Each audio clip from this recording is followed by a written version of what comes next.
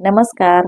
आज आम्ही पोहोचलोय शेतात. शेतात आल्यावर सगळ्यात पहिलं काम म्हणजे बिट्टूला झोपवणं.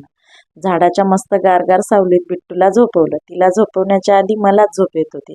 पण तेवढ्यात ऑर्डर आली की आपल्याला लावायच्यात पालेभाज्या. मग काय बिया उचलल्या आणि आणि लागले कामाला. मग काय टाइमपास करत करत माझं काम मी करत होते. तेवढ्यात उठली बिट्टू. मग काय सगळं जागच्या जागी ठेवून दिलं आणि पळत गेले बिट्टूकडं. त्यातच माझा दिवस गेला. मग म्हटलं राहिलेल्या बिया लावून टाकाव्यात. मग बिट्टूला जवळ घेतलं आणि राहिलेल्या बिया लावत होते.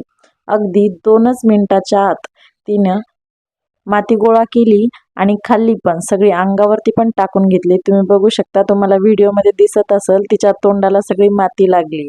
आणि मग मी तिला रागवायला लागले, तर बघा कशी तोंड फुगून बसली. एवढूशा पोरीला कशाला पाहिजे हे सगळे नाटके. आणि त्यातच झाली संध्याकाळ. दिवस मावळतीला चाललाय आणि पटकन अंधार व्हायलाय, म्हणून मग आम्ही घाईघाईने